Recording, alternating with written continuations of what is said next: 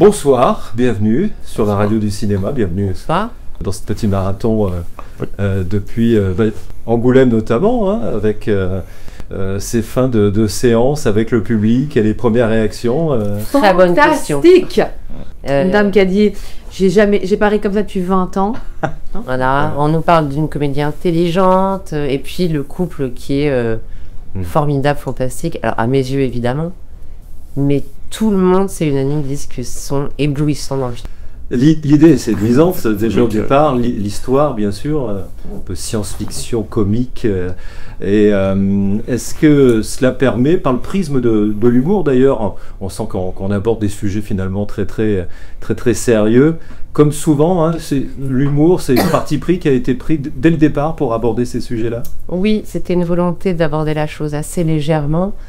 Mais c'est très juste et je vous remercie d'avoir l'intelligence de parler de ça parce que, en fait, c'est un film sur les rapports hommes-femmes et à travers le voyage dans le temps, donc ce côté un peu magique, moi que j'adore au cinéma, ça me permettait d'aborder des sujets de fond très sérieux qui me tiennent énormément à cœur avec un ton de légèreté. Donc l'écriture était très minutieuse parce qu'il fallait pas juste que ce soit des gags pour des gags, mais que c'est un parcours initiatique de chaque personnage, que ce soit le personnage d'Hélène ou de Michel, un parcours initiatique personnel qui leur permettront de se rencontrer et donc de mieux s'aimer.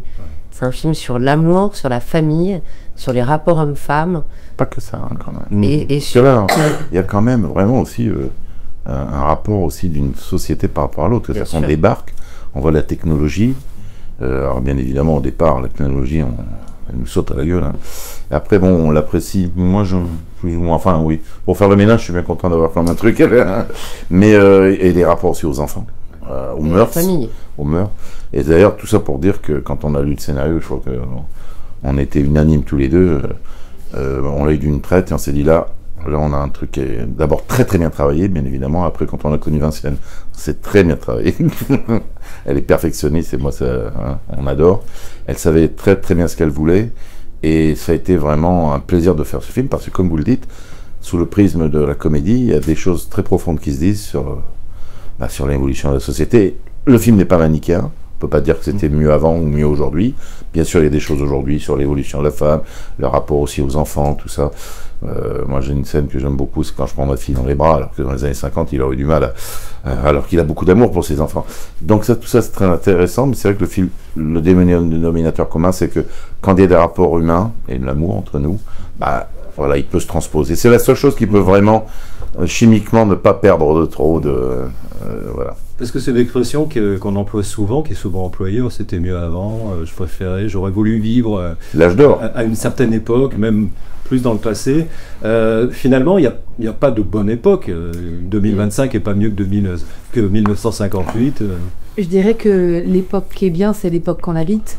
Et que c'est à nous d'imprimer ce qu'on a, ce qu'on veut de cette époque. Après, il y a toujours espèce de nostalgie, quand on en a marre, on dit « Oh là là, j'aurais adoré vivre au XVIe siècle, j'aurais adoré vivre dans les années 50, pas 40, parce que... qui n'a pas rêvé de faire un voyage dans le temps? En fait, ça a toujours été un fantasme petit, même quand t'es petit, tu joues avec tes copines, de dire « Tiens, on est en telle date, telle année ». Donc voilà, et ce que je trouve vraiment génial dans le scénario, c'est comment ce couple et ces personnages vont se découvrir au travers de leur changement d'époque aussi, et vont de manière folle et vertigineuse aussi. C'est-à-dire que le personnage féminin, c'est où les femmes étaient et où elles vont aller. Mon Dieu, le chemin en 70 ans que les femmes ont parcouru, il est absolument dingue. Et, même s'il reste beaucoup de choses à faire, parce que d'ailleurs, absolument, un des personnages est dans le film, mais en fait, il y a en 70 ans, à tous les niveaux, s'est passé énormément de choses. Il y a eu l'arrivée d'Internet, enfin, qui a bouleversé... Enfin, en 1958, il n'y a pas de téléphone portable, il y a un téléphone fixe, les femmes ont le droit de vote. Les femmes ont le droit de vote, c'est tout. Elles n'ont pas la liberté économique, elles n'ont pas la carte bancaire, elles n'ont pas... Il n'y a pas de contraception, elles dépendent d'un homme, elles sont mariées à un homme, et d'ailleurs, souvent, les femmes restent mariées, elles ne divorcent pas parce que économiquement, on n'a pas la liberté de partir. Donc ça raconte tout ça aussi, le film. Et sur les personnages masculins aussi, moi, ce que j'aimais bien, c'est ce personnage qui est inscrit dans des codes d'une époque où on ne se posait pas de questions, c'était comme ça. Quand il arrive aujourd'hui, il est chamboulé par l'époque. Ouais. On parlait du travail de précision, évidemment indispensable quand il y a un voyage dans le passé, dans un film. Ça va même jusqu'à on ne parlait pas en 1958, comme on s'exprime en 2025. Ah bah oui, ça c'est un travail pointu de notre metteur en scène, et puis on a l'habitude, puisqu'on a joué tous des classiques, mais c'est vrai que, vous savez, parfois le tournage le matin, moi, je sais qu'elle me reprenait quand je faisais un petit 1, elle dit non, dans les années 50, j'étais tout à fait d'accord, mais même moi, je m'en rendais pas compte, mais cette tenue-là était très importante dans le langage, pour que d'ailleurs, en plus, ensuite, après, on puisse se lâcher, puisque on prend les expressions au fur et à mesure, puisqu'on est en 2025. Et puis aussi être choqué avec nos enfants, quoi, les cheveux longs, voilà, c'était très sympa. On était hallucinés, quoi. Mais pour les acteurs, c'est sympa à jouer. C'est une sorte de. D'ailleurs, je pensais quand tu dis ça, on dirait que c'est un zoom en accéléré. On a la vision des années 50 et la vision de 2025. Toutes les avancées qu'il y a eu en 70 ans dans la manière de s'exprimer, de se tenir, de bouger. Alors d'avancer, je suis pas sûr. Je suis un peu classique, moi. On a peut-être perdu des petites choses quand même. Peut-être, mais. Quand on voit les interviews. Pour les femmes, la liberté de la femme, elle est évidemment. Mais dans les interviews des années 50-60, les gens s'exprimaient. Alors moi, dans le travail du scénario, moi j'ai écouté les interviews des années 50. Ah oui, c'est incroyable. Et c'était un langage très littéraire. On parlait de façon très élégante, sans onomatopée, très peu d'onomatopée, très peu de il y avait une sorte de tenue dans le langage que je voulais vraiment, j'y tenais absolument, donc je reprenais les petits 1, les petits ouais, etc. Il fallait qu'il y ait cette tenue dans les années 50 pour qu'il y ait après un changement dans la façon de parler et de se mouvoir évidemment, mais c'était très important pour moi. Les conversations après les films, elles vont assez loin, jusque dans les années 50, on imaginait les années 2000 comme des choses merveilleuses. C'est un peu les illusions du passé et finalement les désillusions du présent qui se rencontrent un peu aussi. Ben oui, c'est pas faux. Ouais. C'est un peu ça. C'est un peu tous les rêves qu'on a mis, j'imagine, dans les années 50. En 2000, ça paraît tellement loin. Et qu'est-ce qu'on... Il y aura peut-être des voitures volantes. On marchera sur la Lune à nouveau. Tout d'un coup, une sorte de fantasme aussi des années 2000. Et puis finalement, qu'est-ce qui compte, qu'est-ce qui reste dans les rapports humains aussi. Finalement, l'Internet, tout ce qu'on a perdu. Donc, dans chaque époque, il y a des choses merveilleuses. En tout cas, la seule chose que je peux dire pour les femmes, c'est quand même mieux d'être en 2025 que dans les années 50. Ouais. Mais le titre, je suis pas si sûr. C'est comme j'imagine à l'époque, on se dit quand les gens, il y aura des réseaux sociaux, les gens se parleront plus, il y aura moins de haine. C'est réussi. Les inconnus pourraient faire un joli sketch. Le titre, nous, on a cherché un titre très longtemps, vraiment très longtemps. Qui résume bien. On a cherché un titre et on a pris cette expression en disant c'était mieux demain. Alors au début on nous dit vous êtes sûr que le titre va reprendre, on a dit mais il y a tout dans le titre, il faut qu'un titre résume. Oui, c'est le yin et le yang. Exactement. C'est mieux mais c'est pas mieux, mais en même temps il faut pas croire que voilà. Et c'est très réussi parce que moi c'est ce que j'ai aimé dans le scénario. Et ça et en plus ce n'est pas dit lourdement. C'est pas manichéen, c'est pas le côté c'était... Non, il y a une réflexion. Bien sûr, il y a une évolution qui est bien, mais en même temps, il faut pas non plus tout... Il y a des choses formidables dans les années 50, il y a des choses formidables aujourd'hui. Ouais. Les deux époques, il n'y a aucun jugement sur les époques, aucun jugement sur les personnages. Je voulais vraiment rester de façon très impartiale en disant, je ne vous donne pas de leçon, en vous disant, c'était mieux avant, c'était mieux aujourd'hui, non, faites ce que vous voulez. C'était un film sur un couple et les rapports humains qui se trimballent suivant deux époques. Un film qui ne donne pas de leçons, franchement, pour moi qui fais beaucoup de théâtre, c'est bien. Parce que les grandes pièces de théâtre, c'est des pièces où on sort de... Shakespeare ne donne pas de leçons. Molière critique, mais il ne donne pas non plus de... Il laisse ouvert sur la... Et pour moi, les grands films aussi, et parfois il y a trop de cinéma aujourd'hui qui veulent donner des leçons, qui sont un peu pesants. Voilà, petite parenthèse. Même dans les comédies, Mais c'est pour ça que la comédie, quand même, quand elle est très écrite et très pensée, elle permet quand même de désamorcer tout ce qui pourrait être sérieusement dit et qui pourrait être un peu condescendant. Je voulais absolument pas qu'il y ait de condescendance et pas du tout non plus de...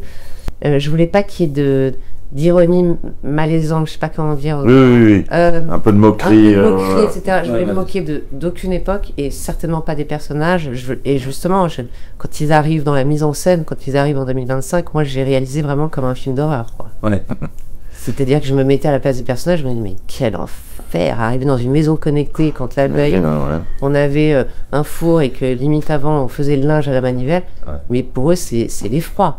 Mais finalement on retrouve parfois un peu nos grands-parents Quand aujourd'hui, ils font face à des objets connectés qui leur répondent, qui finalement... Il y a plein de gens âgés aujourd'hui qui ont du mal, qui sont perdus. Ils ne savent pas se servir de ça, ils sont paumés, bien sûr.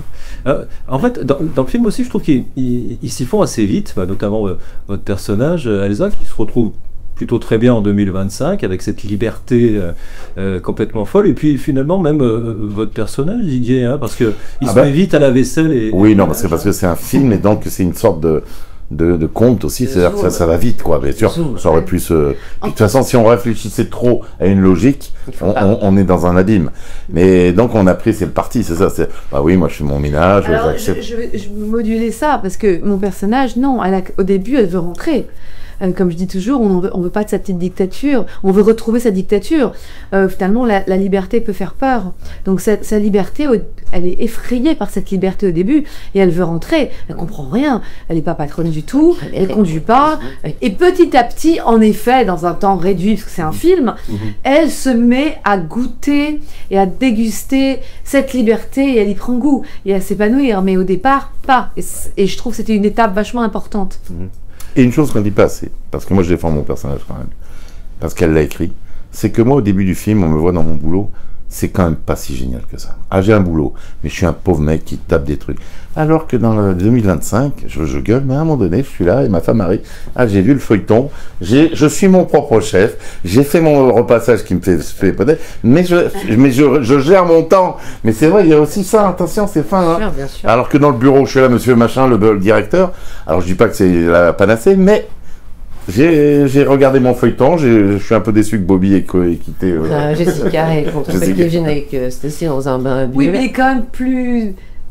Oui. Il est quand même dans une nostalgie des années 50 quand même, il le fait par dépit un peu, tu vois ce que je sais, moi je sais en tout cas dans mon personnage, je veux retourner dans les années 50 beaucoup parce que j'ai l'impression de perdre ma femme, plus que le reste si tu veux. Et j'ai un peu, c'est comme ça, c'est-à-dire que quand je te vois... mais au échappé. Bien sûr. Au début. Sa vie lui échappe parce qu'il s'est construit avec ce code où c'est lui qui est le pilier de la famille. Ouais. Et tout d'un coup, quand il se rend compte qu'elle devient presque le pilier de la famille parce qu'économiquement il est au chômage et qu'elle est devenue patronne, etc. Et tous ces codes, ces repères, en fait, c'est une question de repères. Ces repères ont changé et donc il a envie d'y retourner. Mais c'est aussi beaucoup par rapport à sa femme. Et d'ailleurs, moi, dans la trajectoire des personnages, on s'est beaucoup attelé avec Julien Lambroschini, le scénariste, que je trouve brillant. Assez beau aussi. Non, on s'est beaucoup attelé au parcours des personnages. Alors, le parcours d'Hélène, évidemment, a l'air... C'est-à-dire qu'au début, cette liberté lui fait peur, puis après, elle va écouter, elle va ça. Et le personnage de Michel, c'est le contraire. On le prend au début, qui est très bien dans sa vie, etc., même si c'est pas non plus un patron, etc., mais il s'accommode de ça, de ce modèle familial. Il s'adapte bien. Hein. Il s'adapte bien. Et de voir sa femme. Et donc, il y a un moment où il sombre un petit peu, et c'est la scission. Quand tout d'un coup, elle lui parle de divorce, parce qu'elle se rend compte que, tiens, leurs alter-ego allaient divorcer, et qu'elle joue un peu avec ça. Ouais. Et lui, il est complètement... D'ailleurs, je me rappelle aussi une scène, aussi une très très riche. Hein. On dit l'émancipation, c'est sûr, mais à un moment donné, elle veut aller à New York, et c'est pas ça qui arrive. Oui, tout à fait. Donc, déjà, le truc du boulot, c'est jamais gagné. Et c'est ça qui est beau dans ce film, c'est que c'est pas... Ah oui, je travaille pour tel magazine, j'ai un boulot, mais à un moment donné, il y a... Ben, on en a connu, moi j'ai connu beaucoup de femmes qui se sont émancipées en avocates et tout, qui disaient qu'est-ce que j'aimerais rentrer à la maison pour mettre les pieds sous la table. Voilà, ben, c'est le jeu. Vraiment la beauté de ce film, c'est que il y a les mieux, mais c'est jamais gagné en fait. Mais s'il y a de l'amour, mais c'est ça. C'est l'essentiel. À la rigueur, je crois que si ma femme, je sentais peut-être je me ferais habituer à cette nouvelle vie. En fait, c'est toujours la question qu'on se pose. Non, parce que moi, repasser, tranquille, je fais mon petit truc dans le jardin. Tu sais pas, hein. Peut-être. Je me serais occupé des enfants. Bien sûr que si vous étiez resté dans l'époque, certainement que vous serez épanoui dans cette époque-là, en s'occupant des enfants. On s'adapte, en fait. Hein, et que, t'aurais peut-être voyagé un peu. Est-ce qu'avec la carte bleue, t'aurais peut-être pu prendre... Oui, voyager aussi, tiens. Mais ouais. Après, on peut... Après, mais... Et Didier, vous avez dû savourer le film, vous offre des petits moments dramatiques par moment. Oui, j'avais une partition magnifique aussi. Ouais. À la fin, j'adore le discours, bien sûr, parce que d'abord, ça me touchait énormément, parce que j'ai 2 filles, et que j'essaie d'être là quand même, je veux qu'elle soit le plus heureuse possible. Et puis là, quand j'avais la comédienne qui me regardait dans son personnage, que je disais, je suis encore un peu ému. C'était très émouvant parce qu'elle voyait que son père, enfin, disait oui, acceptait. Je veux dire, pour un enfant, c'est tellement important, quoi. Non, si je peux intervenir sur ce sujet, j'étais très heureuse, ces deux acteurs que j'aime éperdument, très heureuse de filmer Didier dans des moments très sombres. Quand il arrive dans l'enterrement d'une jeune fille qui leur part surtout pour aller essayer de s'électrocuter et de repartir tout seul, il est très sombre. Je trouve ça magnifique de filmer un acteur il a fait des rôles très dramatiques dans lesquels il est formidable, mais dans un même film. Mais dans un même film, de filmer ces deux pendants. Et pour Elsa, je trouvais qu'il y avait des choses très belles aussi dans le lâcher prise et dans la liberté de ce personnage qui était assez contrit dans les années 50, assez resserré, et tout d'un coup une sorte de lâchage complet. Moi j'adore quand elle se lâche complètement dans l'enterrement d'une jeune fille. Et justement, c'était une scène qu'on avait écrite où le personnage de Michel sombrait pendant que celui d'Hélène était au paroxysme de son... Mais j'aime bien aussi, je reviens à cette scène, je sais pas, j'ai en tête où elle fume sa cigarette, là. Elsa, elle est formidable parce que c'est pas une victoire heureuse. Et là, oui, je prends des responsabilités, mais c'était très joli pour moi. C'est un boulevard parce que même de dos, je sentais qu'elle était. Elle est belle cette scène. Ce qui est beau, c'est que tous les personnages sont mus par des émotions diverses, qu'on soit en 50 ou en 2025. Je trouve qu'ils vivent une vie avec de l'amour, de la tragédie, du désespoir. Et c'est des situations qui sont extrêmement drôles. Et de me dire qu'un film peut apporter énormément d'humour et de drôlerie aux gens et de l'émotion, je pense que c'est ça qu'il faut, et c'est la force du film. Les grandes comédies, pour moi, c'est des grands drames. Donc il n'y a pas de grandes comédies sans du drame. Et là où le film, je pense, réussit, je peux parler pour elle, parce que c'est son film, c'est pas à elle de le dire, mais c'est que... il n'y a pas de toutes les grandes comédies, mais Gina Toledano, qui sont pour moi des grands cinéastes, il y a vraiment cette dimension de drame. Et il y a ça dans ce film-là, et il parle du monde d'aujourd'hui. Il nous parle du monde d'aujourd'hui, du monde d'hier. Il nous parle de nous, de notre histoire, de notre hérédité, et de la transmission. Et en fait, c'est là où le film est un super film.